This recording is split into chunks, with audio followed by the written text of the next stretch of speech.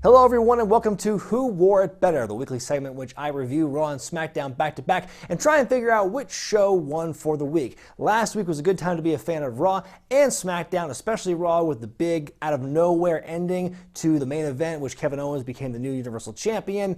This week, let's see how both of those shows follow up their very strong showings from the previous week.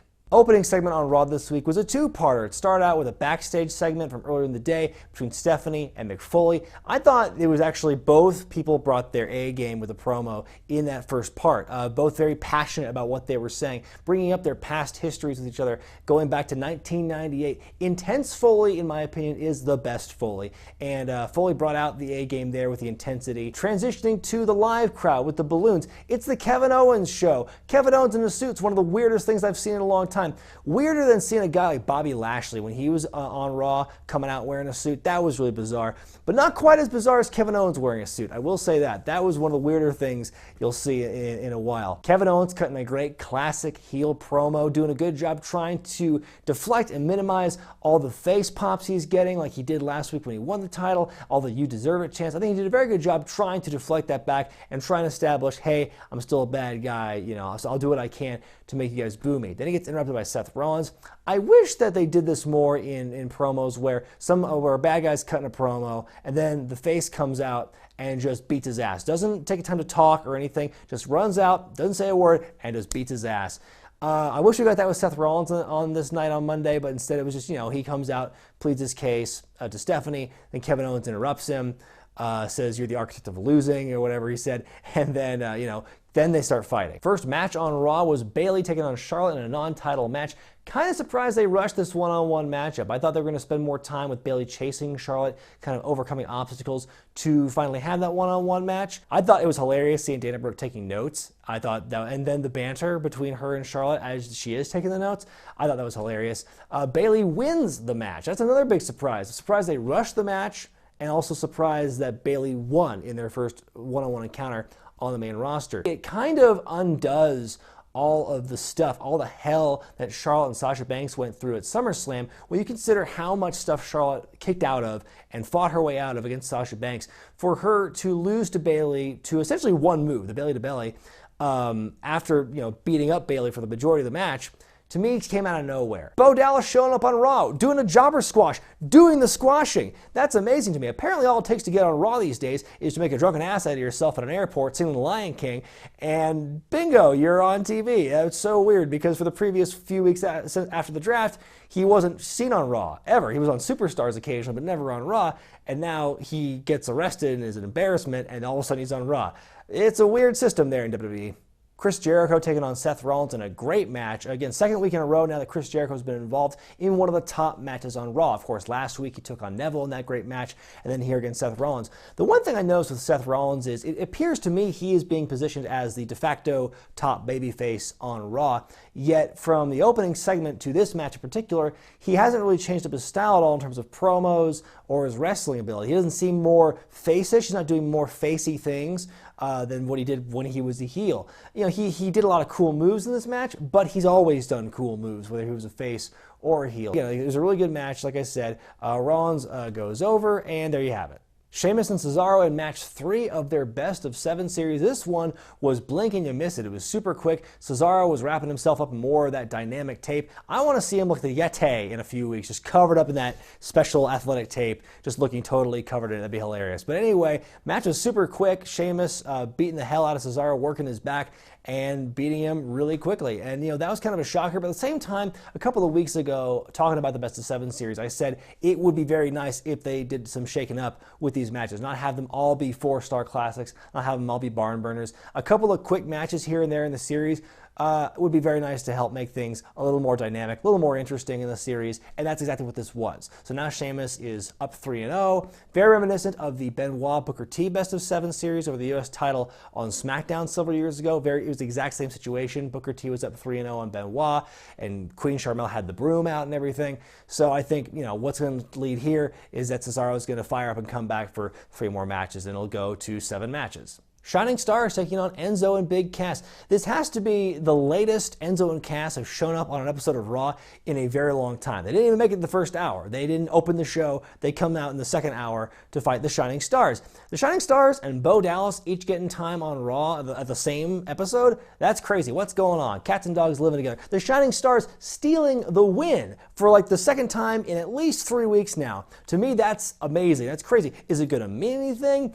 I doubt it. Nia Jax versus Ann Espinosa. It's the most unique of the jobber squashes we've seen with Nia Jax since she's been drafted, since this is the one where Nia Jax took the most offense, but of course ultimately ended with Jax going over. And I didn't mention this last week. I didn't notice it before, but this week I did notice it. Her new finisher, the fireman's carry into the slam, that is so lame. I don't know what's wrong with the leg drop. The leg drop was a perfectly good finisher for Nia Jax before. Now she's doing this convoluted slam. Hate it. Gallows and Anderson segment, bringing out the old day. This is where the show, in my opinion, came to an ass-grinding halt, because it was just one of those things where when you do a promo like this where you insult your opponent by bringing out a proxy, some goof in an outfit or a midget or something like that, it can either go okay, or it can be just the worst thing to sit through. And that was what this promo was, in my opinion. It went on way too long with the old people jokes. The real New Day comes out. They crack even more jokes. They beat up the old day people. It was a super dumb segment. Can they just get back to fighting each other, please? Darren Young taking on Jinder Mahal. The story here wasn't the match itself. It was the story being told by Titus O'Neil on commentary, and then, of course, the post-match brawl with the pull-aparts and everything. To me, that was my favorite part of this whole rivalry, is the fact that, they had this big pull-apart thing, and finally it's all come to a head. This, to me, was the best both guys looked, doing this fight thing, and Titus O'Neil talking a lot of smack on commentary, coming down to the ring, and then ultimately, he gets beat up by Darren Young. That's great. I want to see more of that. I just wish we saw that earlier, and hopefully they can wrap this thing up relatively soon and save some face. Like I said, this was easily the strongest segment these guys have had in like at least 4 or 5 weeks. Super weird Nia Jax, Alicia Fox segment in the back with Nia Jax talking trash to Alicia Fox because apparently she and Ann Espinosa are friends, and then Alicia Fox goes totally crazy and starts throwing things and changes her facial expressions 18 different times in a span of 5 seconds, and just starts screaming at Nia Jax, and she just walks away really confused after shoving Alicia. I don't know what the hell that was about. I don't know if that's a planting a seed for Total Divas. If it means Alicia Fox gets to bring back her super crazy character she had a year or so ago, I'm all for it, because that was actually entertaining. But yeah, really weird segment. Braun Strowman versus Sin Cara. God damn it, not another squash match. I'm getting really sick of these short squash matches. Just throughout the last month is one thing, but so many of them tonight. I feel like it beat the record of last week when it had 3 squash matches. Now we've had like 4 or 5 on this 3-hour show. I could barely make out what Sin Cara said in his pre-match promo through his mask. Now you know how Spider-Man would sound in real life. But I did like the intent. I did like the storyline, the follow-up from last week when Braun Strowman took the mask off of Americos and Sin Cara's defending the Lucha Honor. That's great. I think that's really cool. The now infamous Sasha Banks segment. It's something that's drawn a lot of controversy from both sides of the aisle, which was kind of surprising to me. Sasha Banks, of course, teasing that she might be retiring. Her back's all messed up. She was talking about all of the things she's done to get to where she is, how she saved up all her money to buy a ticket, and all this thing, invoking the women's evolution and how women have gone from bra and panties matches to where they are now. So, checking all the boxes of those emotional retirement speeches we've seen in the past that will happen for real. Dana Brooke comes out, interrupts her. Sasha Banks swears everyone, saying, "Oh, I'm fine, and I'm going to beat Charlotte at Night of Champions." And also, by the way, what the hell happened to Bayley's push? Again, Sasha Banks is back in there now with the title thing. Where does Bayley fit in all this? It's super weird. But a lot of people were asking me on social media the last couple nights, was the Sasha Banks bait and switch tasteless? Because, it invoked the memories of Daniel Bryan and Edge retiring and stuff like that. And, it actually wasn't. I don't think that's the case. I see why people are upset about it, but throughout wrestling history, we've seen the fake retirement speeches or the retirement speeches that meant nothing. You think about guys like Flair and Funk and Shawn Michaels. So many people, and Daniel Bryan, just early 2015, he said, "I'm coming." He's like, "Oh, I'm going to retire." "Oh, no, I'm not. Psych, I'm going to be in the Royal Rumble." Like, Daniel Bryan did it before he actually had his real retirement speech. Mark Henry faked a retirement speech before fighting John Cena for the title. It's just one of those, it's not a trope I would pull very often in wrestling. I think obviously if you do that a lot, it really loses its meaning if you do the fake retirement speech. But, hasn't really been done in a while. I think it was fine for what it was. Kevin Owens versus Sami Zayn in a non-title match in the main event. I'm echoing a lot of sentiment from what people have been saying about this match. I don't like the fact that they were brought back together in a match so soon after Battleground. I mean, unless they were on separate shows, it would have been very impossible to keep it going forever. But, you think they would have put a little more delay into their first match since their big feud ender. We can never fight again at Battleground. And, I will say it was a good match, not as good as the Battleground match, I think because it kind of took the piss out of the emotion that came with Sami Zayn winning. Then after Kevin Owens wins, Roman Reigns comes out. Mick Foley says these two are going to fight in the main event next week on Raw, and if Roman Reigns wins that singles match, he's going to be inserted into the Clash of Champions match, make it a triple threat. The crowd boos, close curtain. It's Smackdown time. Opening segment featured Daniel Bryan explaining how elimination matches work before introducing a women's forum. So all 6 of the women involved in the women's title match at Backlash come out one at a time. There was all 3 of the heels and then Becky Lynch. And then there's this whole thing where they're going to gang up on Becky. Then there's this really awkward blocking moment where Becky has to just run in between the 3 of them and they don't touch her so they can get in the proper blocking so that the faces, Naomi and Nikki Bella, can come out and make the save. That to me, struck me as funny. But anyway, it was kind of a weird, it was a very strong way to open, but it was kind of awkwardly carried out. Miz taking on Apollo Crews in a rematch from their time at SummerSlam. This match to me was a lot better at SummerSlam, certainly a lot more interesting to watch at SummerSlam right now because Miz, of course, is now kind of a must-see wrestler after what he said on Talking Smack, so a lot more eyeballs are on him. Dolph Ziggler, I thought, was great on commentary. He was very passionate and well-spoken and eloquent and very, he had a good, amount of drive and passion in what he was saying. But the live crowd didn't hear what Dolph Ziggler had to say on his very eloquent time on commentary. They saw him get pushed by Apollo Crews, kind of look like a chump, while the Miz picked up the win. I think this week would have been a good time for Ziggler to show some physical dominance over the Miz, really show that he has his number going into the Intercontinental title match. So it looks more, who could win? Right now, I will say, just show, don't tell. That's my point there. Very good promos by both Bray Wyatt and Randy Orton in the show. Both were very different in terms of delivery and the style and the way it was produced and everything.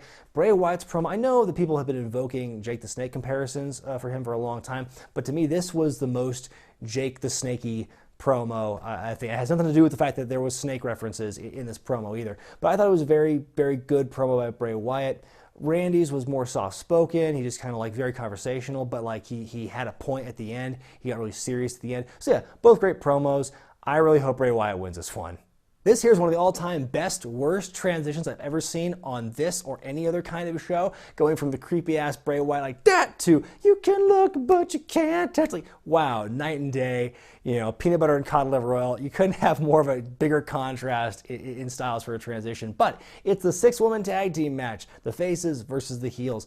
I thought it was a really good match. Really strong. One of the better matches of the night. All 6 women had time to shine, got their stuff in. I feel like we've seen this a lot in the last few weeks from SummerSlam, and even before that on.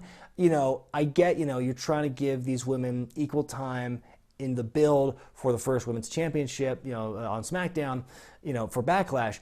But they're all 6 of them are being used in every segment all the time. And to me, it's getting a little bit of overexposure. You're kind of, killing all of their heat at once. Tag team semifinal match, the Usos taking on American Alpha in what a lot of people predicted to be a very good match, but it ultimately was a very quick match with American Alpha winning within 30 seconds. The Usos with their big heel turn, the first time they've been heel for about 5, 6 years now. They debuted as heels, which not too many people remember, and now they're heels again. I guess neither guy had their 5-hour energy today.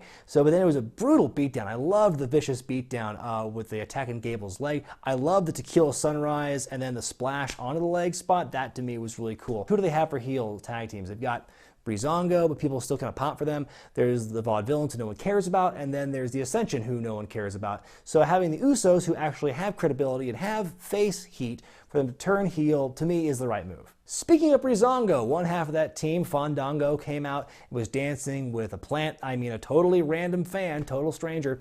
Then Kane comes out, chokeslams Fandango, does a little Fandango himself, and leaves. It's, I guess, some people on the comment section last week brought this up during the Gary Milliman segment, the Milkman thing, that Kane is now going to be SmackDown's answer to Strowman and Jax, although these aren't actual matches, it's just Kane coming out and wrecking shit. So I don't know what the point of this is. I guess just giving Kane some TV time. The last semifinal match in the tag title tournament as the Hype Bros take on Heath Slater and Rhino, featuring Heath's kids at ringside. That was really cool to see. I don't know why some of them were dressed nice and others were dressed like hillbillies, like total opposites, like not even like midway through for some of the ones who weren't dressed in suits. That was pretty funny. But anyway, this is a good match. You know, it was a smoother match to me than Heath and Rhino's last match against the Headbangers. This one felt like it had better flow. Of course, Slater and Rhino winning, going on to face a questionable American Alpha in the finals. So many different storylines behind this one tag title match. First of all, you're crowning the inaugural Smackdown tag champs. Heath Slater's contract is on the line. Win, you're the tag team champion, you get a contract. Lose, you're a free agent, you're just gonna be in the abyss again. I love it, Maggle. I love, this is a really cool, engaging thing. So many different storylines happening in one match. You know, how often do you see that in today's WWE? You don't. The closing segment was a promo off between AJ Styles and Dean Ambrose going into their world title match at Backlash. Wish they had some more physicality going into the build here. To me, it seemed very, very non-confrontational for the most part, except for like last week when Styles got crotched, and they brought that clip up a lot during tonight's show. But it was a really fun segment. I like the sick burn at the top of the segment with Ambrose giving Styles the bowling trophy, and then both guys had amazing promos. Styles' promo was really good. Just brought up these good points, how John Cena took me seriously and I beat him and you're treating me like a joke. So what does that make you? I thought that was great. Then Ambrose's rapid fire promo at the end, I thought that was just really strong. Styles giving the receipt to Ambrose from last week, taking Ambrose to Dick Kick City, and that's how the show ended. Styles standing tall, breaking the trophy in half, the sacred bowling trophy, breaking it in half, going into Backlash. I'm really intrigued about how that match is going to go on Sunday. So who won this week? Smackdown. There is no discussion. It's not going to be a tough choice for me like it was last week, because both shows last week were actually really good. Raw was kind of mad for the most part, then spiked at the end with an amazing finish to their main event, but SmackDown was a stronger show throughout. But there is no question this week, because Raw, after such a high from last week and all the tweets and Instagram things they showed at the top of the show saying, this is the greatest moment I've seen on Raw ever, and then for Raw the next week, I thought they totally underdelivered. The fact that they couldn't even tell basic storytelling, not even have Triple H even show up in a pre-taped thing or live or anything to explain his actions, the fact that fans got to wait even longer for a payoff to why Triple H, why, to me that made no sense. The 1,800 jobber squashes they had on Raw on Monday, the terrible Old Day segment. The more I'm watching SmackDown, man, you really cannot compare the two. It's crazy that, SmackDown's no NXT. SmackDown is no Cruiserweight Classic. But man, they can tell a story a whole lot better than Raw. And so that's why SmackDown is winning this week. Let me know which show you thought won in the comment section below. Also, the poll in the upper right corner of your screen. So be sure to let me know what you thought about this week. What do you think is going to happen going into Backlash this Sunday? A lot of intrigue. I'm really curious to see how the rest of the card's going to fill out, because we have some matches that are definitely going to happen, the title matches and all that stuff. But then like, how are they going to fill the rest of those 3 hours? To me, I'm really curious to see how they're going to do that. Be sure to thumbs up this video if you like it. Subscribe to Wrestling with Regret and buy the t-shirts at ProWrestlingTees.com. I'm Brian Zane, and I'll see you next time.